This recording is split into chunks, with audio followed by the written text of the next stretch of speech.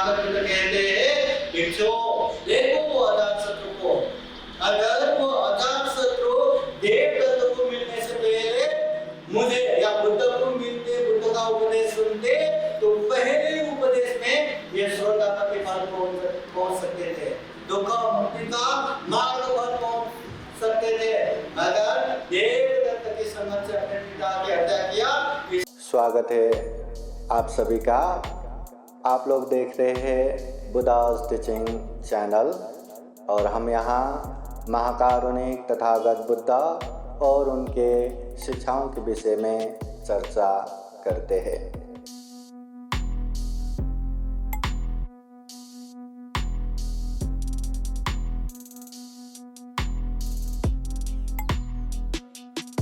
तथागत बुद्ध तुमको अनेक अनेक उदाहरण देके समझाते हैं, अनेक तरह से बताते हैं।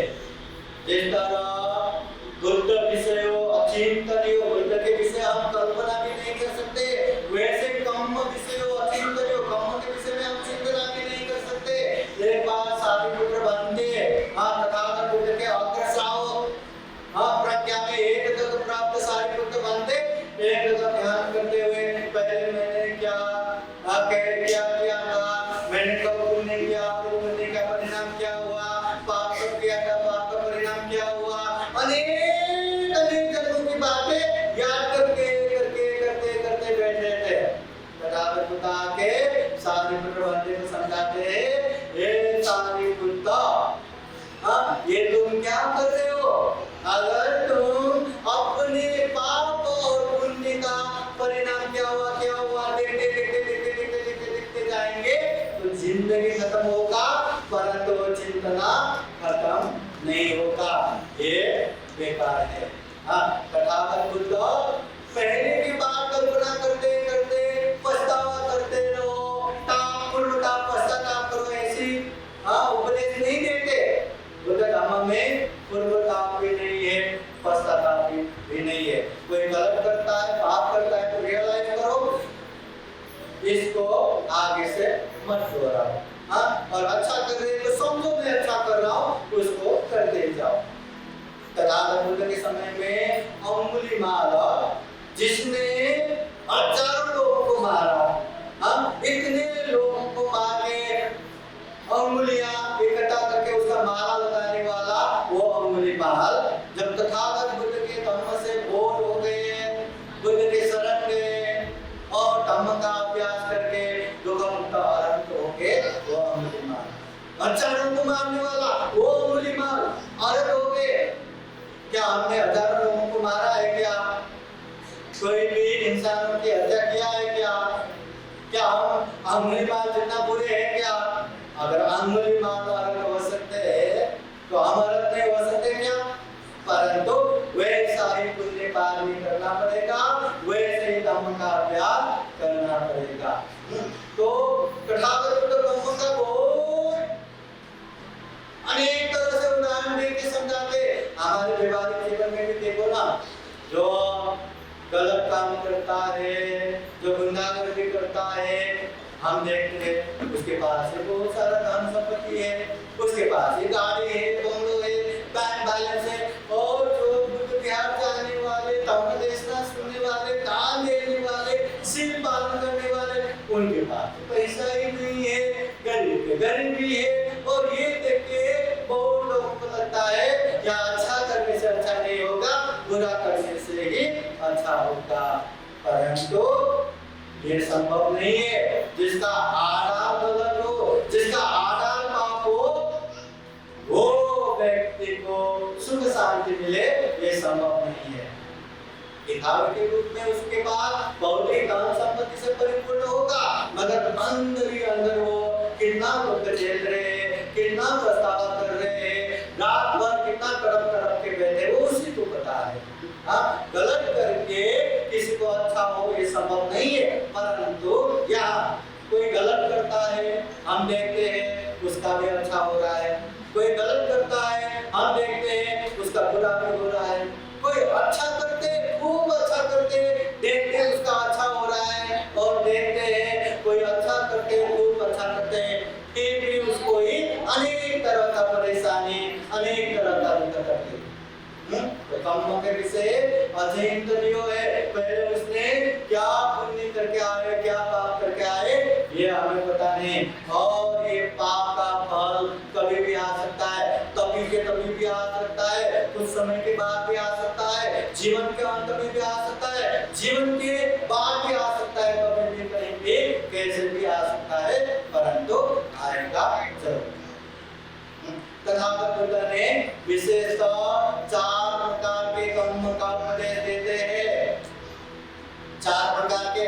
पहला है गौरव कर्म, बहुत ही भारी कर्म, जैसे कि पाप में पंच महापाप जैसे, जो पाप किया तो उससे बच ही नहीं सकता।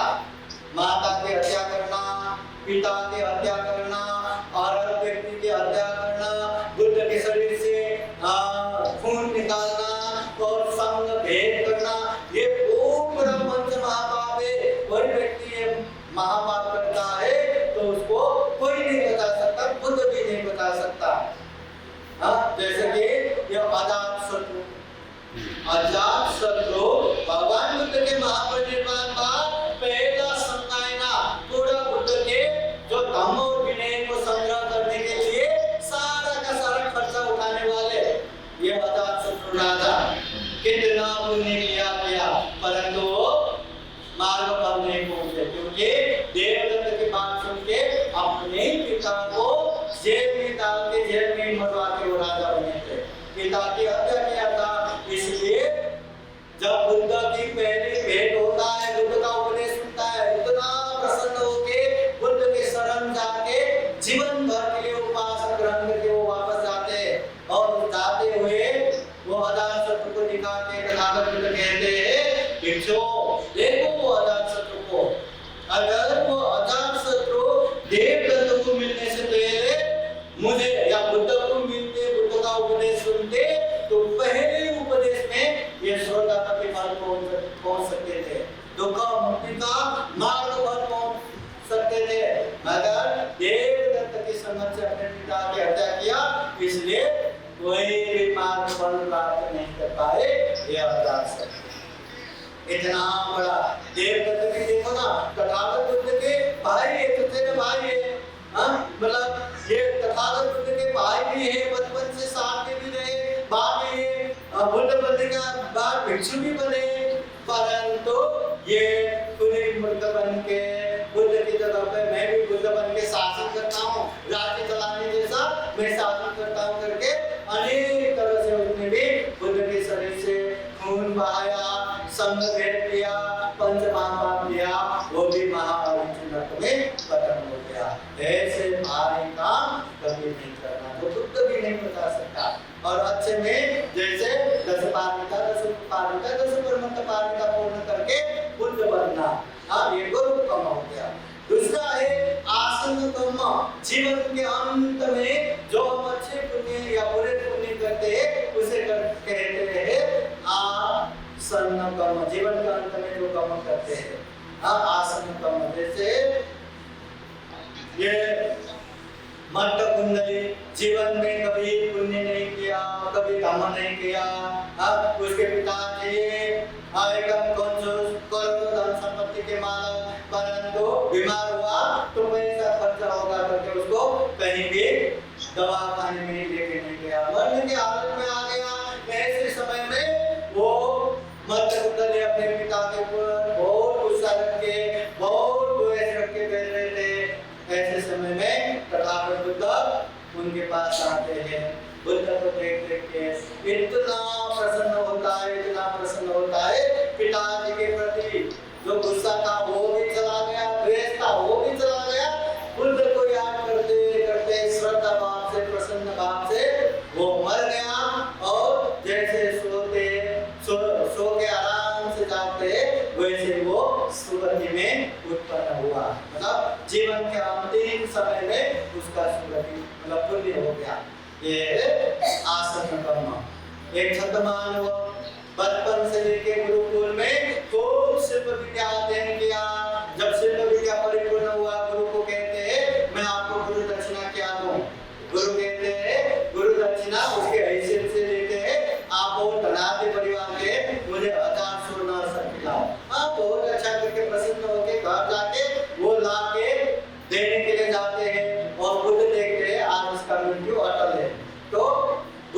वहाँ मतलब जंगल से पहले पेड़ के नीचे बैठे रहते हैं। वो बुद्ध को देख के बहुत प्रसन्न होकर प्रणाम करने जाते हैं। तो बुद्ध उनको बुद्ध गुण धम्म गुण संघ गुण समझाते हैं।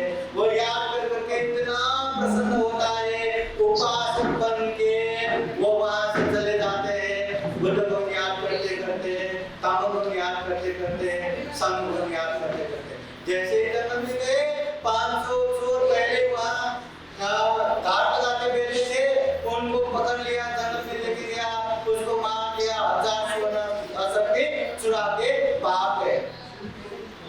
तो 500 चोरों ने उसको पकड़ के मार दिया। फिर भी उसने अंतिम समय में बुद्ध के दर्शन करके श्रद्धा भाव उत्पन्न करके उपासक ग्रहण किया था। वही सुनने के बाद से वो भी सुगति में उत्पन्न हुआ। जीवन के अंत में इस तरह का जो कर्म करते हैं उसे कहते हैं आसन्न कर्म।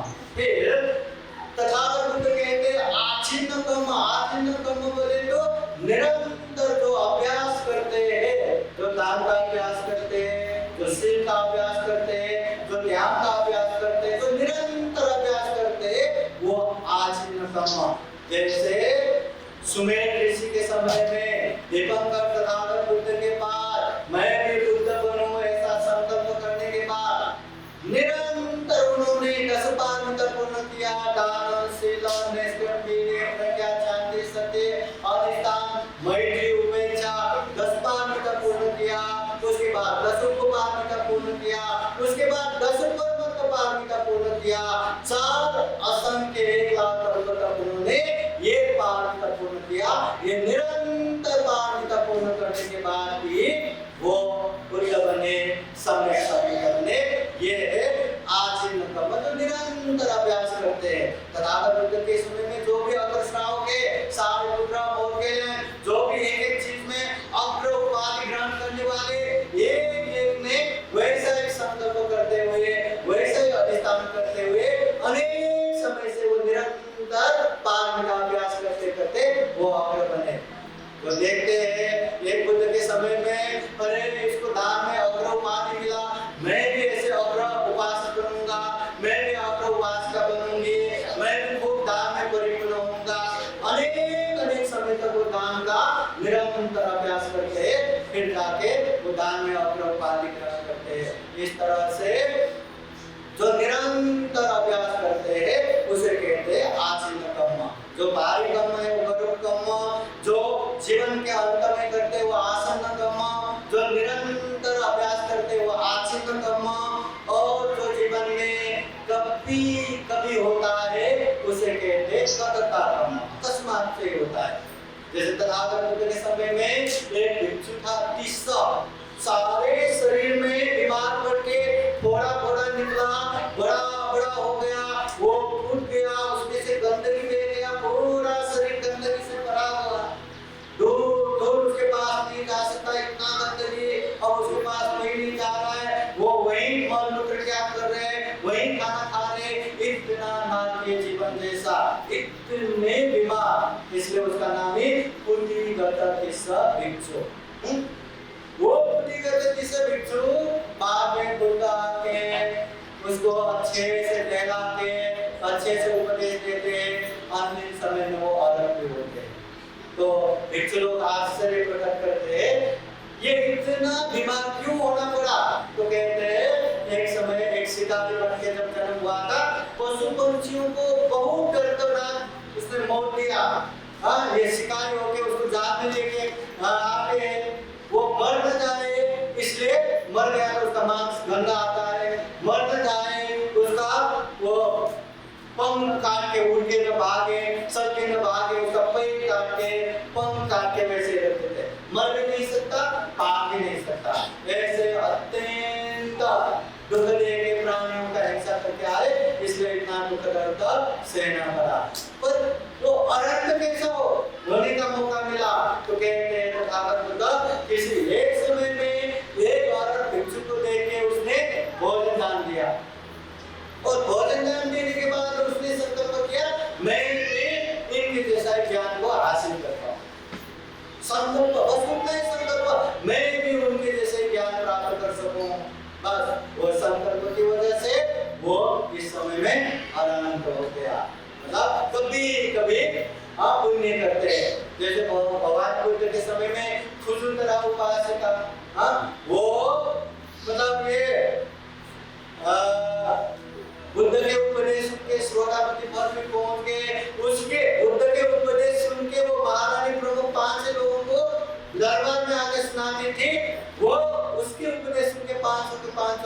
श्रोतापति बन होंगे, ऐसे कुसुंदरा पर वो टेढ़े मेढ़े चलते थे, दासी थी। वो टेढ़े मेढ़े होने का कारण भी उसने एक समय प्रत्येक बुद्ध को देख के, प्रत्येक बुद्ध थोड़ा टेढ़ा मेढ़ा चल रहा था, लंगड़ते, तो ये देखे थे ये बंदे जी ऐसे चल रहे, ऐसे चल रहे करके टेढ़े मेढ़े करके एक्टिंग करके मजाक उड़ा रहा था, बस उतना ही। परंतु वो प्रत्येक बुद्ध था, तो वो पाप की वजह से ये कुसुंदरा इस तरह से टेढ़े मेढ़े चलने वाला लंगड़ी जैसा बनना पड़ा। तो कभी जो हम कर्म करते हैं ये है कर्ता कर्म। तो 4 प्रकार का कर्म, गरुड़ कर्म जो भारी कर्म है, उसके बाद आसन्न कर्म जीवन के अंत में करते हैं, आचित्त कर्म जो निरंतर अभ्यास करते हैं, कर्ता कर्म जीवन के अंत में जो करते हैं वो कर्म। ये 4 प्रकार का कर्म। साधु साधु साधु। बुद्धं नमामि, बुद्ध को नमन करता हूँ। धम्मं नमामि, धम्म को नमन करता हूँ। संघं नमामि, संघ को नमन करता हूँ।